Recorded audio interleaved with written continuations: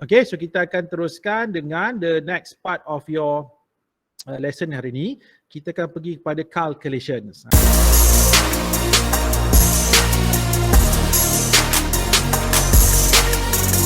Right. So, yang pertama kita nak tengok how to perform calculation involving gas loss. Okay, ini actually kita dah selesai. Kita dah buat pun benda ni. Dalam question number 1, question number 2, question number 3 kita dah selesai dengan contoh-contoh soalan tutorial yang melibatkan application of Boyle's law, application of Charles' law, and then application of combined gas law, and then recently saya dah share dengan you all kan, Avogadro's law. Mungkin siapa yang tak sempat nak tengok nanti mungkin lepas lesson ni ada waktu free nanti you guys boleh tengok balik video yang saya dah share semalam itu ada lesson berkaitan dengan Avogadro's law. Okay, nanti you guys boleh tengoklah video tersebut. Okay, so basically we are done. Kita dah habis untuk macam mana nak apply all of these gas laws untuk kita nak solve problem yang melibatkan calculation. Okay, cuma seterusnya hari ni kita akan tengok pula macam mana pula kita nak perform calculation yang melibatkan penggunaan ideal gas equation. Ideal gas equation.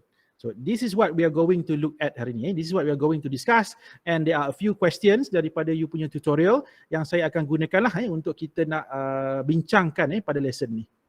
Okay guys, so dah ready So firstly kita tengok dulu apa yang dimaksudkan dengan ideal gas equation. Apa itu ideal gas equation? Kan sebelum ni you guys familiar dengan equation untuk Boyle's law, equation untuk Charles' law, and then you guys ada juga equation untuk combined gas law dan juga equation untuk Avogadro's law.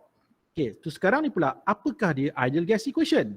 Dia sebenarnya guys, ideal gas equation adalah an equation, it is an equation that can only be used for ideal gas. Guys, ingat, ideal gas equation hanya boleh digunakan untuk ideal gas saja. Kalau real gas tak boleh guna this equation guys. Sebab itulah kita akan assume gas yang digunakan adalah ideal gas. Tujuan dia apa? Supaya kita boleh guna equation ini. Yang dikenali sebagai ideal gas equation. Dan guys, sekali lagi, this equation dia akan menghubungkan keempat variables tu. Ingat lagi tak 4 variables tu kan? Pressure, volume, mole of gas, temperature of gas. Kan saya dah beritahu dalam lesson sebelum ni kan. Whenever we are dealing with gases ni guys, kita tak boleh lari daripada 4 variables ini. Pressure, volume, moles of gas dan juga temperature of gas. Okay, so now let's look at what is ideal gas equation actually. Right. Okay guys, dia macam ni tau. Okay, before this masa saya ajar pada you all kan tentang combined gas law. Ingat lagi kan combined gas law. Combined gas law dia adalah gabungan apa? Dia adalah gabungan Boyle's law dengan Charles' law. Kan? Boyle's law dengan Charles' law, bila these two laws bergabung, maka terhasillah combined gas law. Okay, and then selepas you guys dah belajar Boyle's dan Charles, you guys diajar tentang Avogadro's law. So sekarang ni guys, kita dah ada 3 gas laws kan? Okay, right now, kalau kita combine guys, by combining these 3 gas laws, apa? Kita combine Boyle's law, Charles' law, dan Avogadro's law. Dan kalau you guys tengok, ketiga-tiga laws ni, gas laws ni, dia bermula dengan volume. Dan volume adalah volume apa? Volume of gas. Maksudnya, actually kita boleh combine ketiga-tiga relation ni, ketiga-tiga persamaan ni. So by combining these 3 guys, so apa yang kita akan dapat adalah ini. Maksudnya, V is directly proportional to mole of gas multiply with temperature of gas divide by pressure of gas ataupun NT over P. Nampak So V adalah directly proportional to NT over P. Kenapa? Sebab V directly proportional dengan temperature. V inversely proportional dengan pressure. Dan V according to Avogadro's law adalah directly proportional to moles. So daripada sini guys, kita boleh tuliskan this equation jadi begini. Okay, dan you guys nampak ada R kat sini kan? R, ni this R. Okay, R ini guys, so this is what we call as universal gas constant. Itu satu constant sebenarnya, suatu pemala R. Universal gas constant ataupun ada setengah buku ada setengah buku dia tak gunakan universal, dia akan tulis ideal gas constant. Samalah benda yang sama. Sama ada universal gas constant pun betul, ideal gas constant pun betul. Yang penting dia adalah gas constant lah, pemala gas. Dan this gas constant guys, R ni, dia tak kisah whatever gas it is, name it, oksigen ke, hidrogen ke, nitrogen ke, fluorine ke, klorin ke, tak kisahlah, selagi mana dia adalah gas dan dia adalah ideal gas, dia akan mempunyai nilai R yang sama. Maksudnya sebab tu dia digunakan istilah universal. Sebab universal ni maksudnya dia terguna pakai untuk semua gas. Dia bukan exclusively untuk gas tertentu saja, no. Semua gas akan mempunyai the same value of R. Dan nanti saya akan tunjukkan apakah nilai R ni. Kejap lagi, after this. Okay guys, and then katakanlah this equation this equation here, katakanlah kita rearrange this equation, kita susun balik semula equation ini, jadi begini. PV equals to nRT. Saya ulang balik apakah P? So ingat P ni adalah apa? P adalah pressure of gas. Okay guys, ingat pressure of gas mestilah dalam ATM. Ini saya bagi peringatan ni. Every time you guys nak guna ideal gas equation, guys, every time you nak guna ideal gas equation, always keep in mind the pressure must be in ATM. And let's say in the question, the unit of pressure is not given in ATM. For example, you are given the units such as millimeter mercury, ataupun mungkin dia bagi dalam bentuk torr, ataupun dia bagi dalam bentuk pascal, ataupun kilopascal kan. Kita kena tukarkan dulu kepada ATM. Barulah you guys boleh masukkan ke dalam ideal gas equation. Okay, iman guys So itu untuk gas pressure. Okay, and then kita ada V. So V apa? V ini adalah volume of gas. Okay, untuk volume of gas pula guys, the volume must be in unit liter. Liter ataupun decimeter cube. Liter ataupun decimeter cube. Sebab 1 liter samalah dengan 1 decimeter cube kan. Ataupun cubic decimeter. Okay, itu untuk volume. Right. And then N. So N here stands for what else? Apa lagi? Moles of gas. Bilangan mole lah. Mole of gas. Right. And then R tadi adalah gas constant ataupun universal gas constant. And then this temperature guys, T ni temperature, dan T ni pula guys, mestilah dalam unit apa? Kelvin. Okay, mesti dalam unit Kelvin. So let's say the unit of temperature in the question is given in the form of degree Celsius. You need to convert them into Kelvin. And then baru you guys boleh substitute ataupun you guys boleh masukkan ke dalam ideal gas equation ini. Okay guys Jadi inilah dia yang dikatakan PV equals to nRT, and this PV equals to nRT. So inilah dia what we call as ideal gas equation.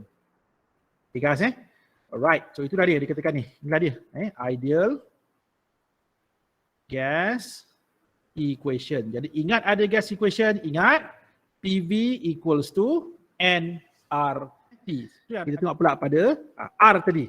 Remember dalam ideal gas equation ada R kan? Ataupun yang dikenali sebagai universal gas constant. Okay. So sekarang ni, macam mana kita nak dapatkan nilai R ni? Sebenarnya R ni diberi kan? Even dalam you punya list of constant tu guys. Kalau you guys tengok dekat buku tutorial you all kan? Kan dekat belakang tu ada list of constant ni. Okay. Okay, cuba you guys tengok pada ideal gas constant. Tengok pada list of constant, tengok pada ideal gas constant R. Ada value dia dekat situ. Actually there are two values kan. Kita ada 8.314 dengan 0.08206 liter ATM per mole per Kelvin. So sekarang saya nak terangkan kepada you all. Actually mana datangnya the values? Mana datangnya nilai tu? Okay, dia macam ni guys. Okay, ni saya nak explain Okay, so sekarang ni, katakanlah, let's say, kita ada suatu gas. We have a gas, tak kisahlah gas apa. Terpulanglah you guys nak hidrogen ke, oksigen ke, tak kisah, whatever gas it is. Katalah kita satu gas. Dan this gas berada pada STP. Guys, berada pada standard temperature and pressure. Ingat lagi kan, STP tu apa? Pressure berapa? 1 atm. Temperature berapa? Temperature 0 degree Celsius. Itulah standard temperature and pressure. Okay, saya ulang balik, pressure mestilah 1 atm, temperature adalah 0 degree Celsius. So that is STP condition. Okay, so katalah kita ada suatu gas pada STP dan gas itu pula adalah sebanyak 1 mol. 1 mol of gas pada STP. So saya nak tanya you all, kalau kita ada 1 mol gas pada STP, berapa dia punya volume? 22.4 liter. Yes, betul. 22.4 liters. Kan? Maksudnya sekarang ni, at STP, sekiranya kita ada 1 mol of gas, 1 mol of any gas, nampak tak? Any gas, apa-apa gas, kalau dia adalah 1 mol dan dia berada pada STP, dia akan occupies volume sebanyak 22.4 liters. 22.4 liters. Okay guys, and then daripada sini, kita tahulah kan, daripada sini, apa kita akan buat? Kita akan gunakan ideal gas equation. Kan ideal gas equation tadi apa? PV equals to nRT kan? Okay, daripada ideal gas equation, PV equals to nRT. So right now, kita nak tentukan nilai R ni guys. So sekarang ni, pada STP, nilai pressure berapa? 1 atm. Volume ni 22.4 liter. Mole of gas 1 mol. Temperature berapa? 0 degree Celsius. So kalau kita masukkan ataupun kita gantikan all of these values, okay, into the ideal gas equation guys.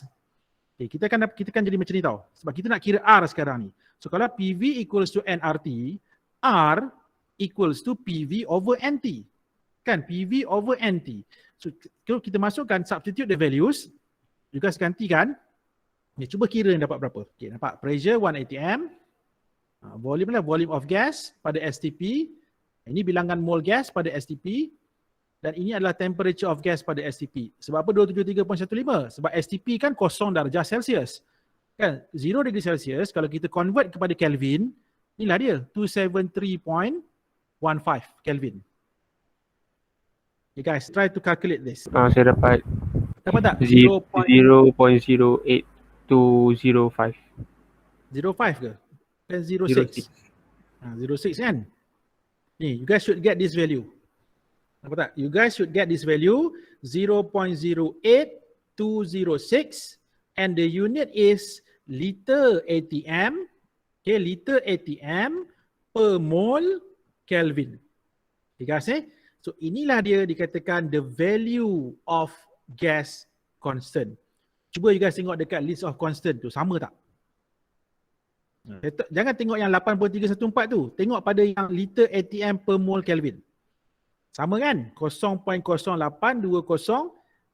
So itulah dia guys, mana datang nilai itu. Macam inilah caranya. Kita dapatkan daripada sini.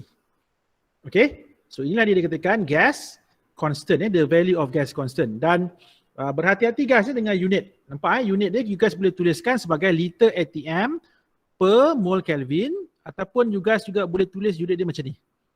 Okay, liter atm per mole per Kelvin. Okay, ni just untuk units lah. Kan saya pun dah beritahu sebelum-sebelum ni kan. Berhati-hati guys dengan penggunaan unit ini. Okay, right. Dan ini satu daripada gas constant. Sebab apa? Satu daripada nilai gas constant. Sebab gas constant ni, dia ada pelbagai nilai. Kenapa saya katakan dia ada pelbagai nilai? Sebab dia bergantung kepada units yang kita guna. So, kalau kita gunakan unit pressure adalah atm, volume adalah liter, kan? Temperature dalam Kelvin. Ini adalah unit of R yang kita akan dapat. Nilai dan juga units of R yang kita dapat. Tapi let's say guys, okay, kita gunakan unit lain. Contohnya katakanlah ya ini yang biasa. Inilah ini 0.08206 tadi. Tapi let's say kalau you guys guna apa tahu? You guys guna pressure dalam Newton per meter squared ataupun Pascal, and then volume you gunakan meter cube, cubic meter. Kita akan dapat nilai R bukan lagi 0.08206. You guys akan dapat 8.314.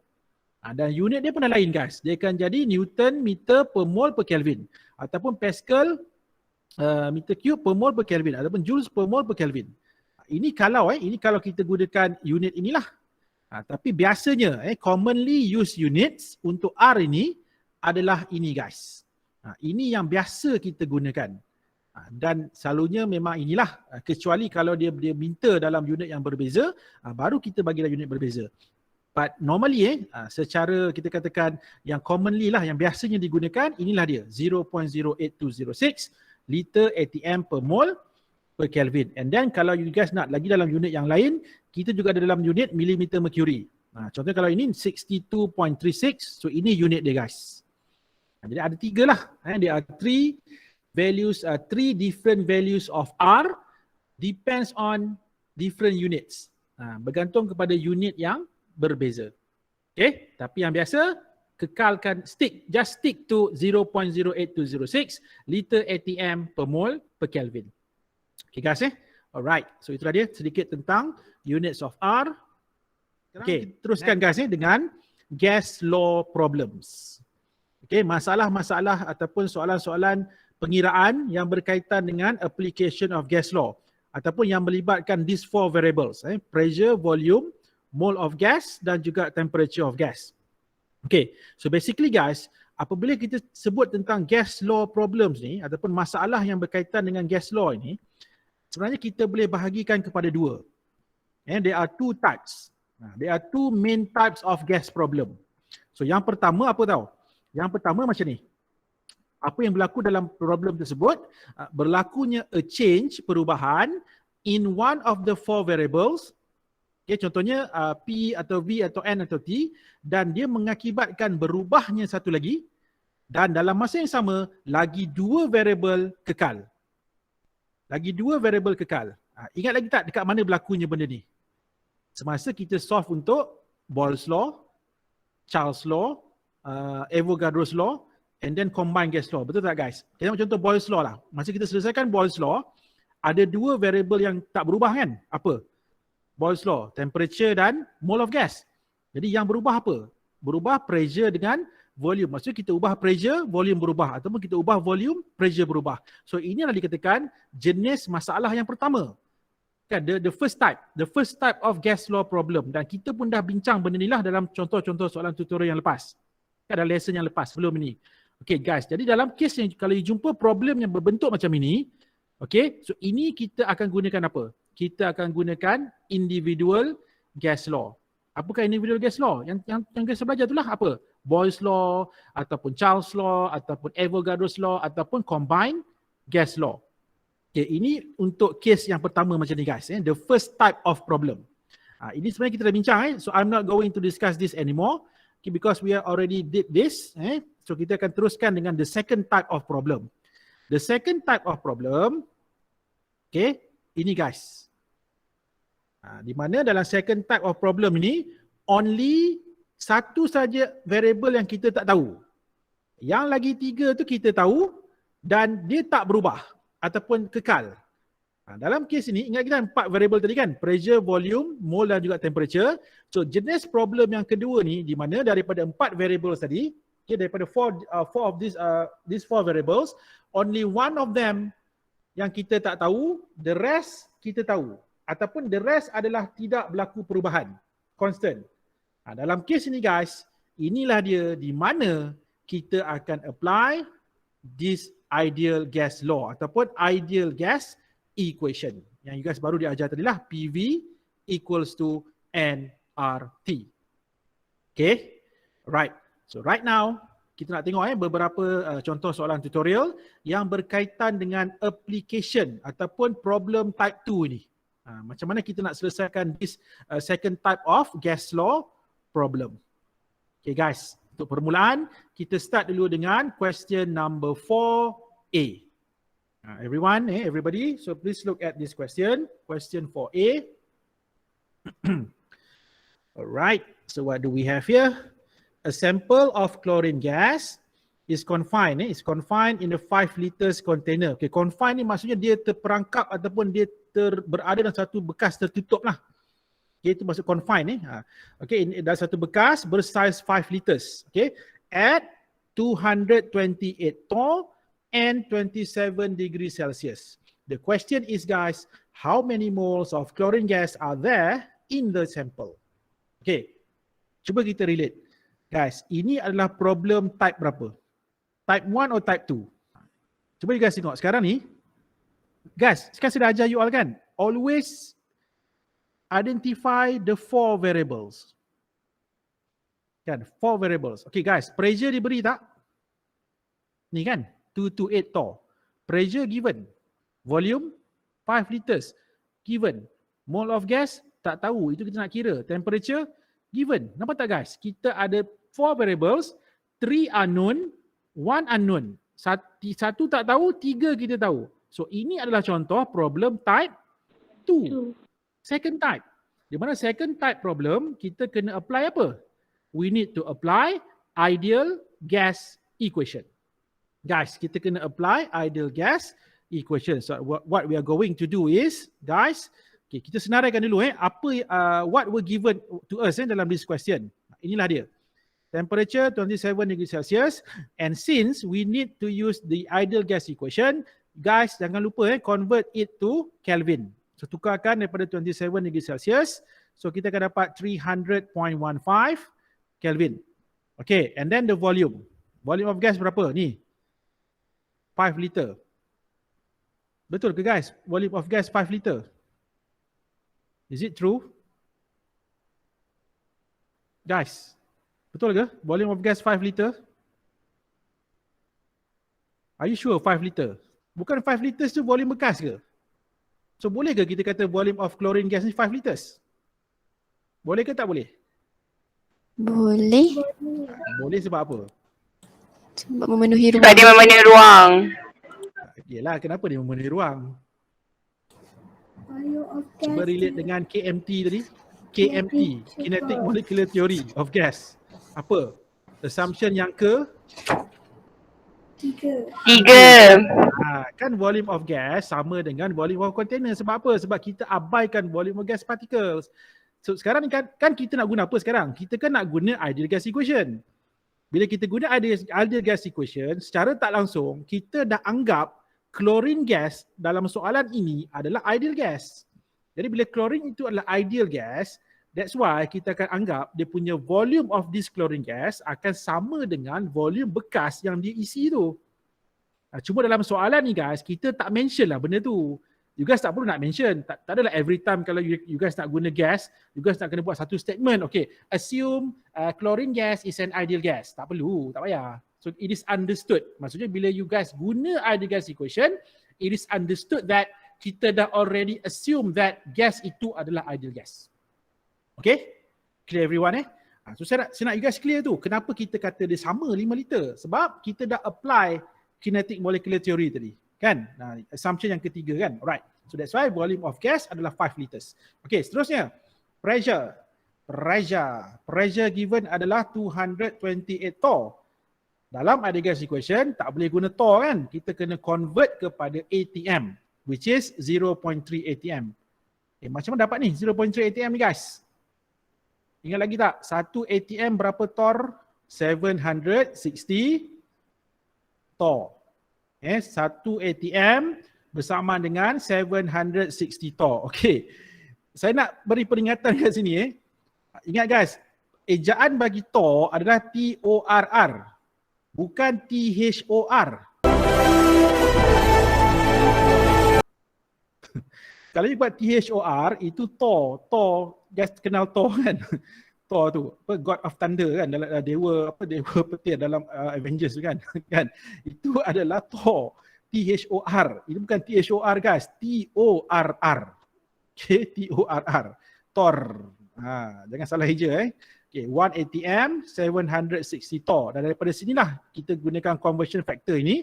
Bila you guys convert daripada 228 torr, kita akan dapat 0.3 ATM.